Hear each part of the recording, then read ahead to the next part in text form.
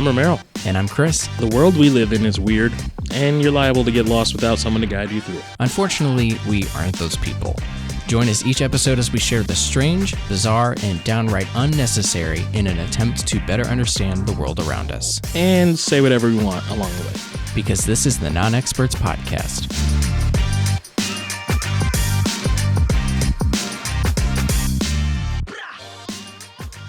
Good morning. Morning? Welcome to another episode of the Non-Experts Podcast. Episode 37, to be exact. How the heck are you? I've noticed a theme here. The last couple of episodes, we've introed by talking about the weather. I don't know when we both hit our 60s, but I kind of love it. I kind of love it. I'm not going to lie to you. So how do you feel about today's weather? My answer is kind of the same. I hate that it's like in the morning it's like really cold, and then like in the middle of the day it's not hot, but right. You have to adjust your thermostat, and I hate doing that. It's so annoying. I used to hate it on campus. You know, you get up and get dressed in your dorm, and you have on like a hoodie and sweatpants, and then you get out of your first like class or two, and you're taking off your hoodie, and you're like, you're burning up. Yeah. It feels great, man. It feels good. Let's get to the show. Yes, let's get off our rocking chairs and put our canes down. How do you want to start off? Voicemails? Yes, that is something brand new and exciting. Is that we received our first voicemail? We did. By none other than the legend himself, Uncle Harry. What a guy. Oh, and here we will put a picture of him wearing his sweatshirt. There it is right there. He looks lovely. Isn't he just the bee's knees? He's the bee's knees. What a guy. He's the cat's meow. So I'll let you do the honors. Go ahead and hit that play button, and we will listen to our very first voicemail. What's up, Romero? Chris? Got the sweatshirt yesterday, man. I appreciate it. I wore it today. Stopped at the truck stop. Had about 50 lot lizards, man, chasing me down, talking about, ooh, Big Harry, you look so good in that sweatshirt. Man, you are a fine-ass dude with that non-expert sweatshirt on.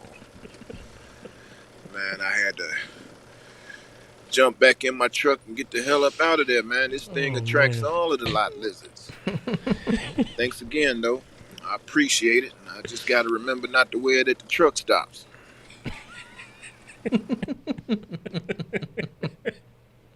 He's such an idiot.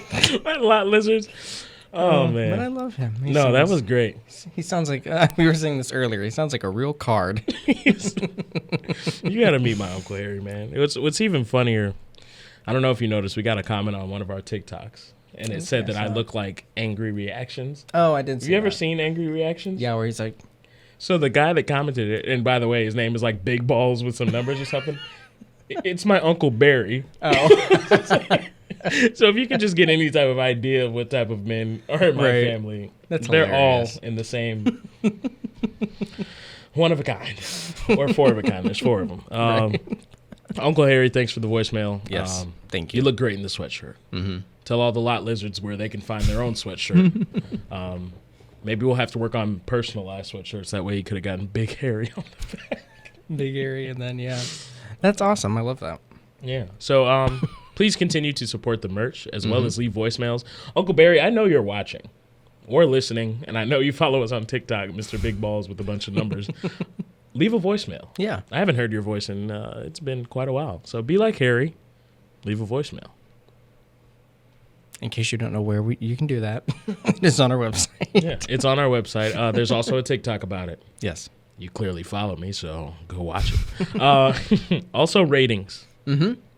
Keep giving us ratings. Yeah. I enjoy seeing a new number every week because I usually check when I can, and I always enjoy seeing when there's a new number. So, yeah, please do. Leave a rating. Yes. Social media, of course. We're going to beat you over the head with it every week. There's Twitter. There's Instagram, where we always post little highlights of upcoming episodes, or we let you know exactly when the new episode is dropped. Also keep you posted if there's any discounts on the merch or anything going on. So Instagram is huge. We do have a Facebook. Feel free to follow us there. TikTok is a thing. Why do I feel like I'm missing something? That's it, I think. Facebook, Twitter, Instagram, TikTok, and Instagram. Well, there you have it. Go follow us on that. I just feel like there should be more. I don't know. What else can we make? I don't know. Follow us on LinkedIn. Connect with us on LinkedIn. We will be a business connection for you. For sure. We do have a SoundCloud. We actually do. We do. I haven't updated it because, long story short, our old podcast host would post the episodes for us, but with this new one, they don't. And especially like if you don't want to have to pay for like an updated SoundCloud account, you can only have a certain amount of like a time limit. So then I have to like delete old stuff and re-upload it. It's just not worth it. Yeah. I mean, let us know if you used to listen on SoundCloud and you prefer that, let me know and I will definitely take more time. And if you prefer it, go ahead and hit our Cash App, our Patreon. We'll do our part to help you if you help us make it easier. I guess the last thing is merch, but I already kind of touched on that. Go get your merch, man. I got some merch on the way. It's not expensive stuff. At least I don't think so.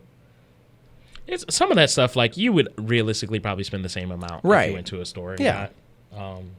The only thing really you consider is shipping, I guess. But most of the stuff you're probably buying online anyway, right?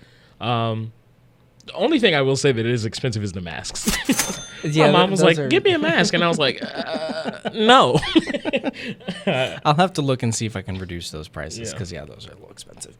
But in general, I mean, you're looking at sweatshirts for $20-something, $30. Yeah, most like sweatshirts. I bought a sweatshirt that was like $40 once, and I'm like, that's crazy expensive. Yeah. So I mean, a $25, $30 sweatshirt, that ain't bad. It's not that bad, and you get to rep your favorite podcast. Exactly. Go do that. If you'll give us a moment, I'm going to take a hydration break, and then we'll get into the show.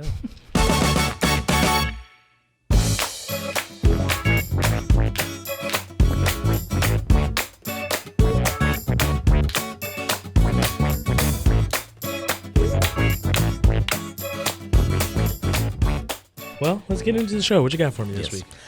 So you probably already saw this, but I just thought it was kind of funny to talk about. So Amazon had to redesign their app logo, which they did it initially because before the app logo was like a cart. Yes. And then it changed into the box with the tape. And I remember because I was like trying to find my Amazon app and I'm like, where is it? And then I found it. I'm like, they changed it. Anyway, so they had to change it again after someone said that the old one resembled Hitler. So I'm gonna show you a picture. So this was the new one that they did. Yeah. And I can see why. I don't think that had I looked at it initially, I would have thought Hitler. Never would have thought that. But it's only until somebody said it looks like Hitler that I'm like, okay, yeah, it looks like Hitler. It's just funny because social media literally bullies companies into changing stuff. I know. Yeah. Like Twitter probably thought that was funny, or Reddit thought that was funny, and Amazon was like, "Oh, dang it, let's change it." Right.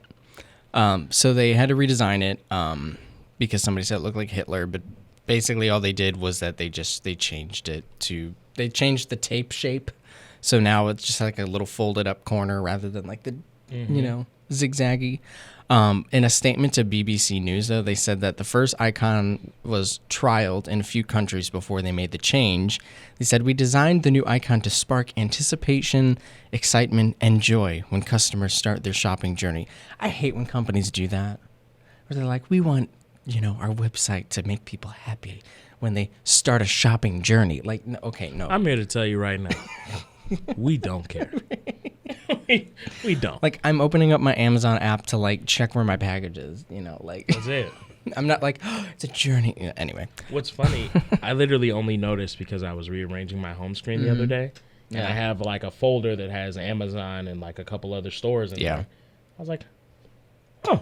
And I just kept going. Like, I didn't think of anything of it. So the fact they put all this thought into it. Like, right. This is why we're doing this. Nobody cares. But yeah, that's I just thought it was worth mentioning. I thought it was pretty funny that people thought it looked like Hitler. And it's one of those things you never would have thought that on your own. Mm-hmm. And now that it's been said, it's like, well, I get it.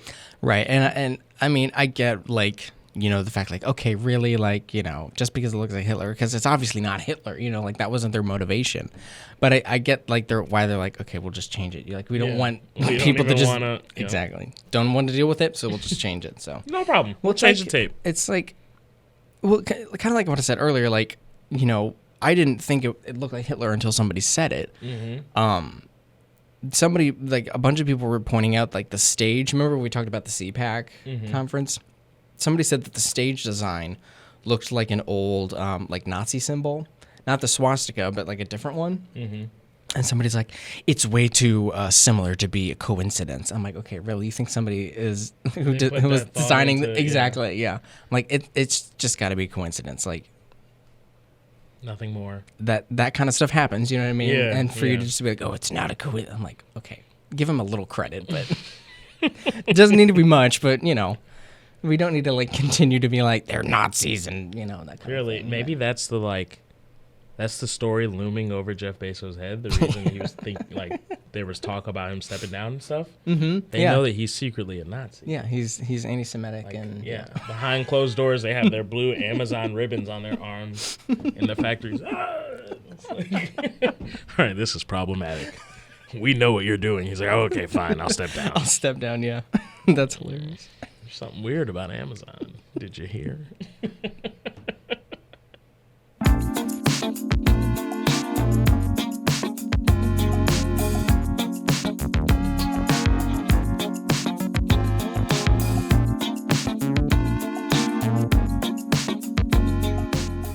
All right, Chris. This is what I want to bring to the table. Okay, I'm excited. We've been in lockdown almost a year to the T, and with that comes a lot of people missing their normal life naturally, and then people feeling oppressed and this just isn't fair. I'm tired of masks. Right. But some states are changing a couple of things. Mm-hmm. For instance, last week, Texas, the governor was like, oh, well, no more mask mandate. Mm-hmm. Everything's open again. 100% capacity, whatever. Yep. Do what you want. And a lot of people were like, But oddly enough, some people on social media were like, why do you guys still want to be locked down? Are you not? I'm like, it's not that we want to be locked down. It's we want this virus to go away first. So to make it go away, right. Stay at home. Right. So anyway, California. Mm-hmm. You might already know about this then. California has decided, let's get back to our lives. They're going to allow concerts, amusement parks, sports venues, Disneyland, Magic Mountain, and Universal Studios to reopen April 1st. Or is that an April Fool's thing? Now reading that headline out loud, this sounds like this could totally be fake. But it's probably not. I don't put anything past... Yeah, I don't either. Anybody. So I'm just going to read a little bit. All of California's amusement parks, including Disneyland, Magic Mountain, Universal Studios, along with sports and concert venues, will be allowed to reopen with limited capacity starting April 1st. State Health and Human Service Secretary Mark Galley, I'm assuming, announced Friday. We feel like now is the appropriate time to begin to reintroduce these activities in some fashion and in a guarded way, in a slow and steady way. Theme parks, sports, and concert venues have been shuttered. Like shutters. But that's just, that's a weird, I don't know. I've never seen it in that context. Shuttered in California for nearly a year to reduce the spread of coronavirus. For an amusement park to reopen the spread of COVID-19 in each county where a theme park is located must be reduced enough to advance out of the state's most restrictive reopening tier. Mm-hmm. California has 4 color-coded tiers, with purple being the most stringent. As of Friday, Los Angeles and Orange counties home to Disneyland and Universal Studios remain in the purple tier. Both will likely advance to a less restrictive tier in the next week or two. What are your thoughts, Chris? Why? Why? Please tell me. Please tell me. We got a new soundboard, and I'm hoping that it's. No, I don't see it.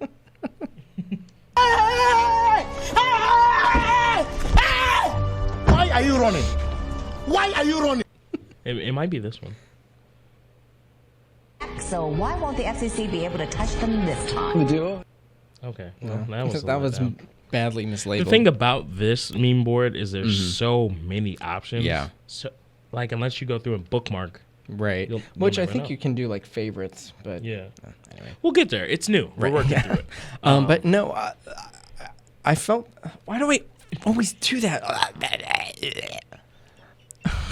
I don't understand. I did it last time too, where I'm just like.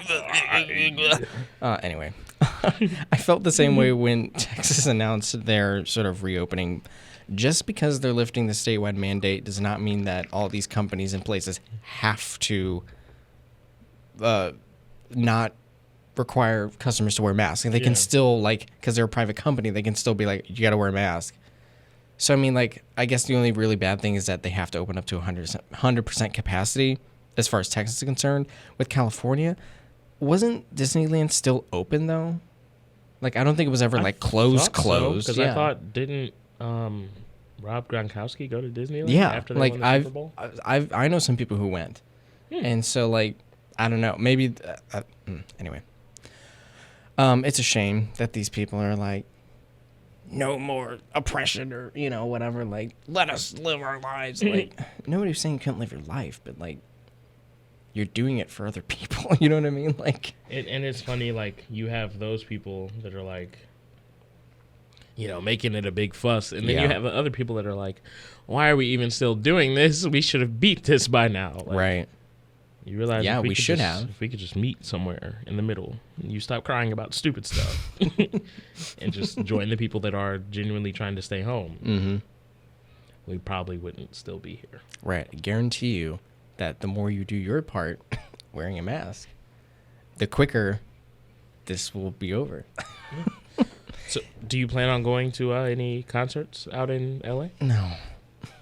And Disneyland, Magic Mountain? No, but I will say something very controversial. I've never been like a concert person. Like, even if it's an artist that I like, if somebody's like, oh, do you want to go to their concert? I'd be like, no. I'd rather stay at home. I don't know. I just, the concert like atmosphere, just like a bunch of like sweaty people like jumping and singing and whatever. I'm like, that doesn't sound like a fun time to me. On the other hand, I love it. I know, and some people love concerts. I've never been that way. So, I mean, I probably won't be going to any concerts.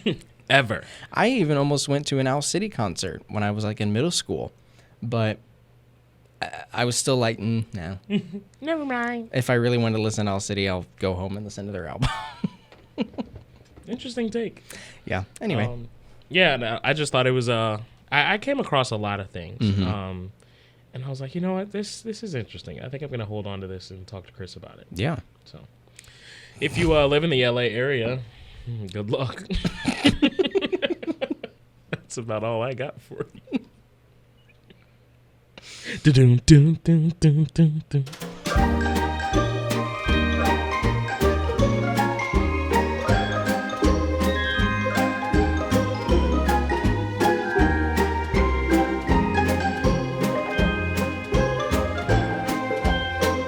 I'm here to tell you right now, starting a podcast, it's not so easy. No, there's a lot that goes into it.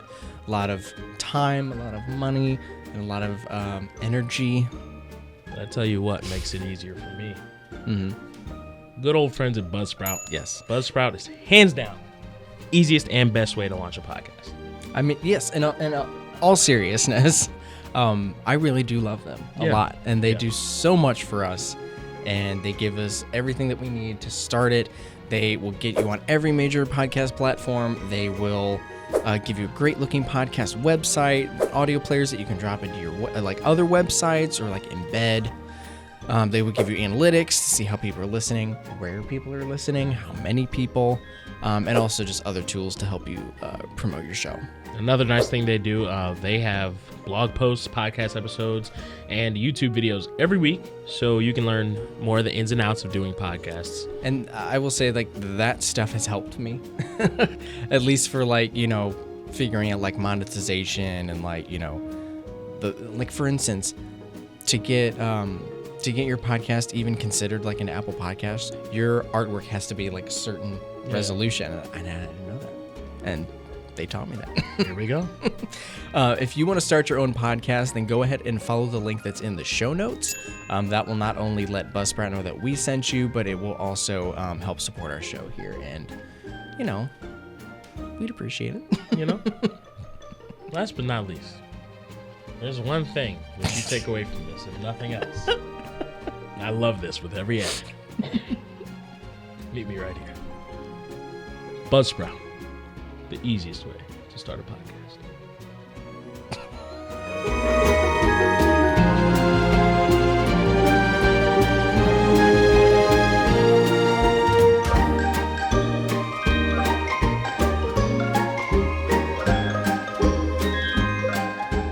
So the beginning of the season, we talked about Bomb of the Week, a bunch more.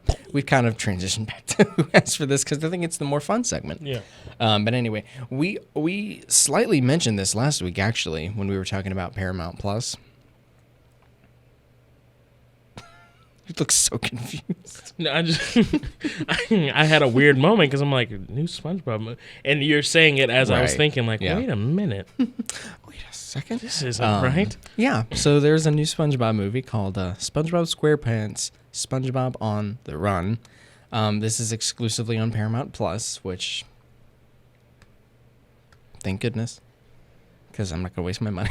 I love that. I need to zoom in on You know? precisely, though. So I want to give you a little bit of a synopsis of this new movie. Okay. Because it has some elements that I think sound a little bit familiar. If you're familiar with SpongeBob, which I'm not even like a hardcore Sponge, like I didn't even watch it when I was a kid. So like for me to know that this has been done before, you know. Right. Anyway, so Undersea SpongeBob Undersea SpongeBob returns home from his job flipping Krabby Patties down to the Krusty Krab to discover that his beloved pet snail Gary is missing. Gary has been snatched by the nefarious one-eyed villain Plankton and turned over to vain sea god Poseidon, who has run out of the snail slime he needs to maintain his youthful complexion. Distraught, SpongeBob vows to rescue Gary. His loyal friend Patrick Starfish insists on accompanying him to Poseidon's underwater kingdom, otherwise known as the Lost City of Atlantic City.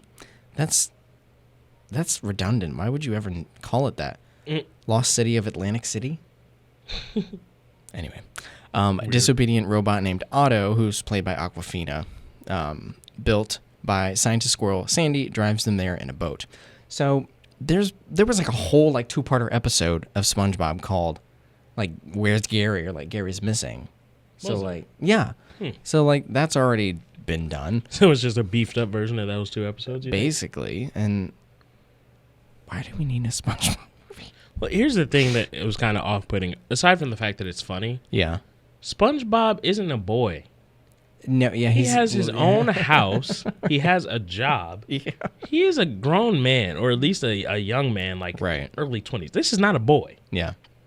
That's weird. Like, little sponge boy lost his pet after leaving his job. Goes on a rescue mission. He's not a boy. Right. Well, And maybe that's what's weird about SpongeBob in general. Is Well- that he's a grown man. I don't know. I've never been a huge fan of SpongeBob. I don't have a problem with it, but Yeah. I've never been like, Ooh, SpongeBob. Yeah. But what's interesting about this movie is that it's completely CGI. It's got that weird look that we were talking about last episode, where Oh, it's like, boy. why does it need to look like this? Like I said, it's only available Paramount Plus. I was reading some reviews for the movie because I was kind of curious, because it's out now. You could watch it. But a lot of people were saying that it seemed like a really long ad for like this upcoming spinoff that they have called Camp Coral, which basically is like flashing back to SpongeBob as a child who meets Patrick and Sandy at like this summer camp run by Mr. Krabs. And like, what is the continuity here? You know what I mean? Like, Reverse, like backtrack continuity. right. Not only that, but it's like you knew who Mr. Krabs was when you were a kid, and then you worked for. You know, that seems weird to me. The fact that they're just trying There to. was a whole thing about him like meeting Sandy. No, yeah, there was. There was like a whole episode, and they're basically retconning that now. Yeah. The SpongeBob universe, Yeah, right. the SBU. Exactly. We've entered the SBU. It's getting big in here. Right. Let me see. Squidward is feeling self-important. The other thing I was going to say was that the creator, Steven Hillenburg, who died in 2018, he was like completely against the idea of a spinoff. And I don't want to say that they like disrespected his wishes, but they did. It kind of feels like they were kind of waiting for it to happen, and then they're like, okay, now we start on this, Green light. Right? Yeah. Well, and the fact that the movie basically feels like an ad for the spinoff is kind of like, what is the point then? Yeah. You're just making stuff. But I did want to read this IMDb user. I'm gonna shout you out. Sam Wrangles is their username. So if you're listening, Sam, hi. Doubt you are, but whatever. Part of his review I thought was really funny. He says, a truly awful movie that continues to butcher SpongeBob's character, stripping him of his depth and relatability, and just making him an annoying sponge who's trying too hard. And I will say that's not what SpongeBob has that's always how been? SpongeBob has felt for the last 10 years. It's just like, you're so annoying. Can you shut up? Like, there's no point to this show. A little yellow square version of Fred. Well, and I think with the backwards R. Exactly. I think SpongeBob really has overstayed his welcome as far as being on television. I think SpongeBob should have been canceled a while ago because they're jumping the shark and they're kind of running dry of ideas. Basically, they're making a movie, which is fine. Like, it's okay. I don't understand why in today's era we just have like this refusal to just let a good idea die. Mm-hmm. Like, you've made plenty of content off SpongeBob, plenty of money. It's okay to just basically accept defeat, make your money off of reruns, but understand that there's nowhere else really to go with this. Right. It's okay to have just hit the end of it, and everything now is just retrospective, like, oh, here's old episodes, old movies. Syndication. You don't have to keep going. Yeah. Syndication, merchandise. That's a great... You can still sell toys. George Lucas is a millionaire because he's like, well, I want all the merchandising rights, and sold a crap ton of toys. That's why he's so... Literally rich. George Lucas, Legos alone has probably made this man a fortune. Not to mention action figures, posters, actual like lightsabers, things like that. Yeah. Like, just start making, like, keep making SpongeBob t-shirts, toys, stickers, things like that. But you don't have to keep trying to produce more SpongeBob content. There's nowhere else to go with this. Right. And it's okay. Right. Like, I just don't understand why there's a refusal to let go. There's do you remember that HBO show Watchmen? Yeah. Basically, it wasn't intended to be a miniseries. It was going to be like an actual series. But then, like, after the first season, the creator was like, no, I think I'm done. And everyone was like, wait, what? there's no second season. It was so good. Yeah, it was fantastic. And the fact that there's not going to be second season is upsetting. But there's an example of somebody being like, no, it's okay to walk away I think we're done. Yeah. So, I mean, I know SpongeBob is such a valuable property that they probably won't. But, like, you're seeing how, like, money is more important to them than, like, actual, like, good quality content. I don't know. And I just feel like you look at things like, say, the Marvel movies and actors and stuff that they've used. Or, like, you could say, like, Spider-Man. You could easily be like, well, just let it go. Okay, but, like, the difference with that is I can put a new face with this. Or, like, even in the comic books, there's been other Spider-Men. So there's other stories to tell. It's not like I'm just holding on to this same original thing and trying to find new things to do. Like, there's ways to vary it a little bit. Whereas SpongeBob, where did you go? Where can you really go from here? Like, SpongeBob has children with who? Like, where do you go from here? So just let it see that. let it go. Like our favorite Disney princess or queen, I was thinking rather. Elsa. Is he on here? That's probably. It's probably copyright. Yeah, let's just. We will just say, "Let it go." Let it go. Don't hold it back anymore.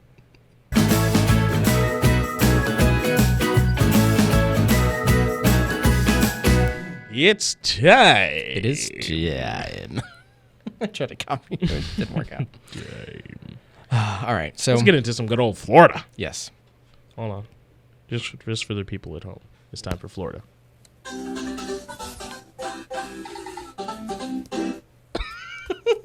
That's not bad. Like, I like it. I might replace the current This Week in Florida theme with that if I can find where that came from. But anyway. All right. So the headline reads, Florida man fights to keep pizza-loving pet alligator Gwendoline.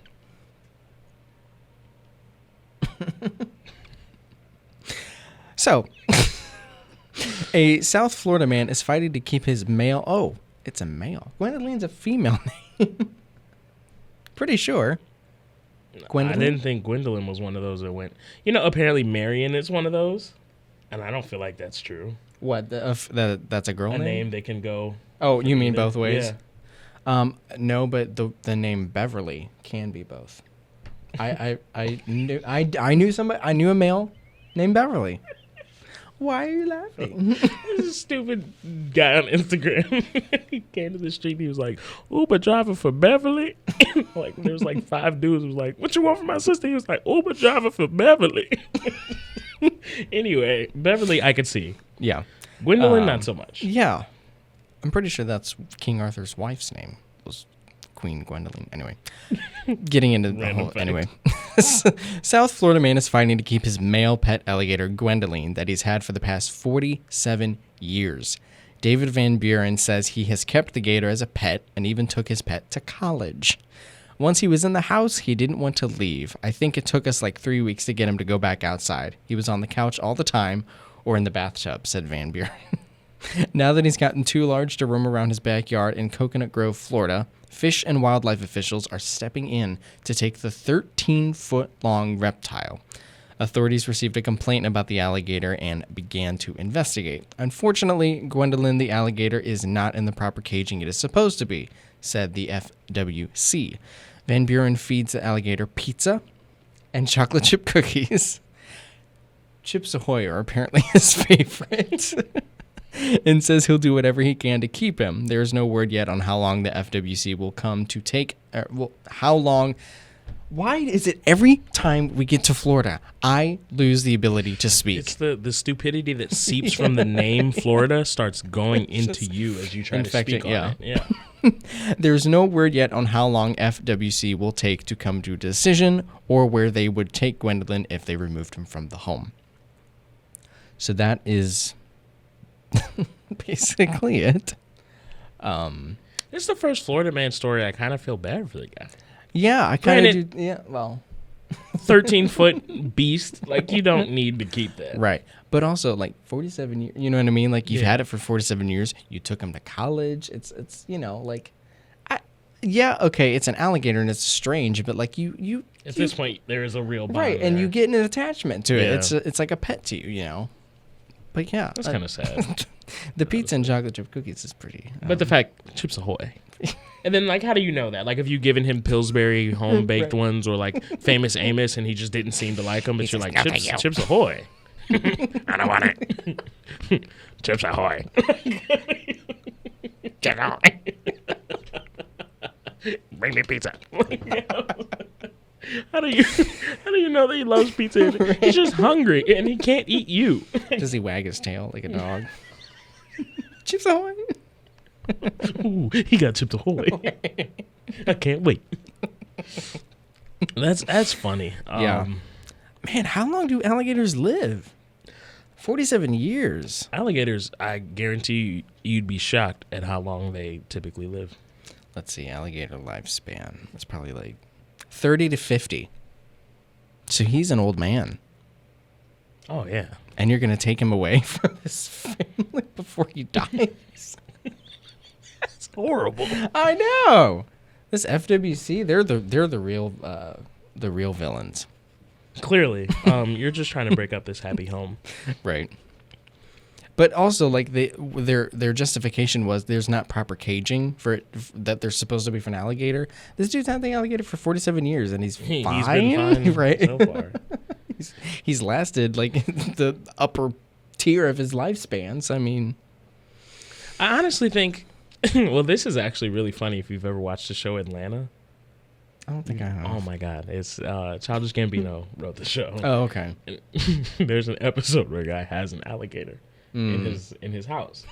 And, like, most of the episode, I feel like you kind of think, like, there's no way. Yeah. And then there's an actual alligator. Yeah. But also, like, typically a story like this, especially with it being that big, these don't end well. Like, yeah.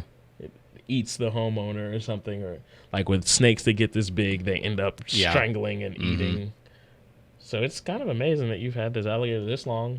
You've been feeding him pizza and Chips Ahoy. He's been chilling in the bathtub or the couch. Like, apparently Gwen is fine. leave that man alone. Like, Right. just let him enjoy his time. He doesn't have much of it left, according to... Right. Or maybe, alligators in the wild don't live that long because they're not getting this treatment. That's a good point. I didn't think about that. You don't get to lounge on the couch and chill in the bathtub, which... Yeah, he's like, no predators. What kind of bathtub do you have? I was going to say, like, I can barely fit in mine. You know? And I'm like 5'9". I'm like, there's no way. Well, 13, what is it, 13 foot? That's not very big. If you stood on my shoulders, that alligator would be face to face with you, and it's kind of big. He'd be a little bit taller than us, actually. Yeah. So I don't know how you fit that in the bathtub. But anyway, something isn't adding up here. There's got to be something that's not right in this article. What else did this make me think of? And I just totally forgot. I don't know.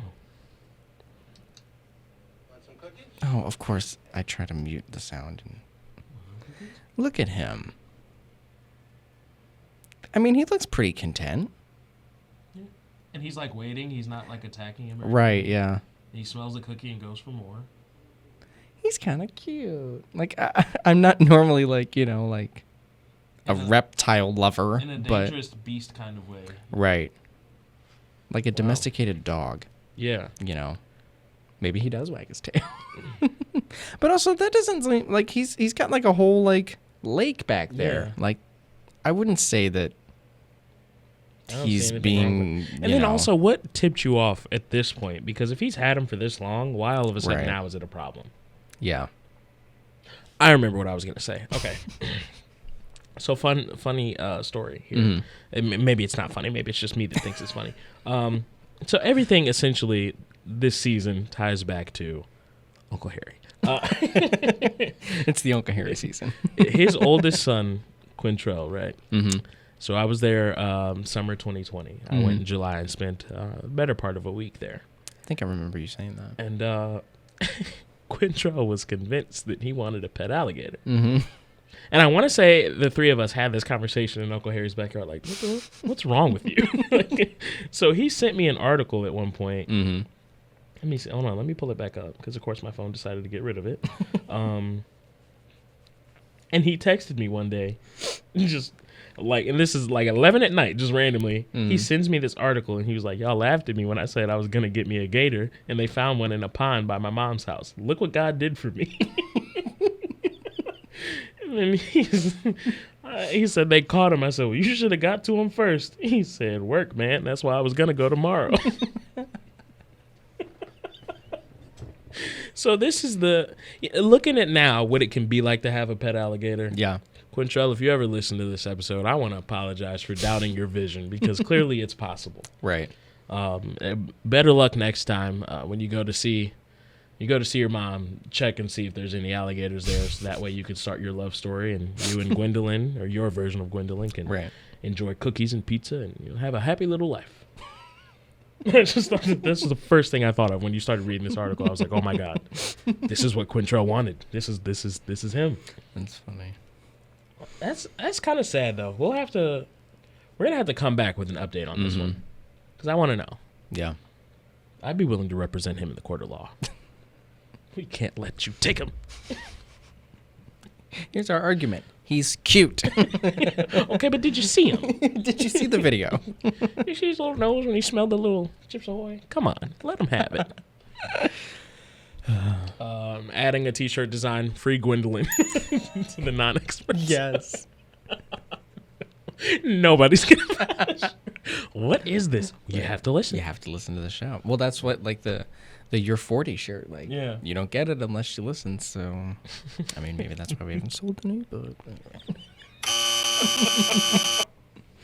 Didn't want to be the bearer of bad news, but wow.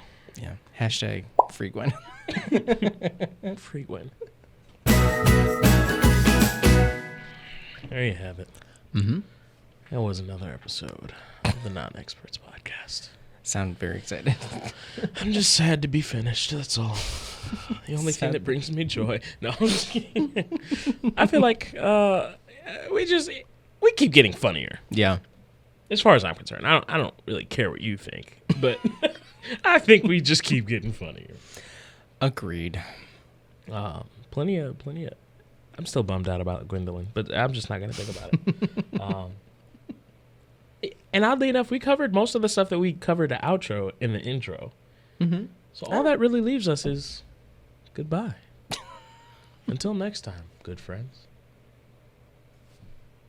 Thanks for stopping by.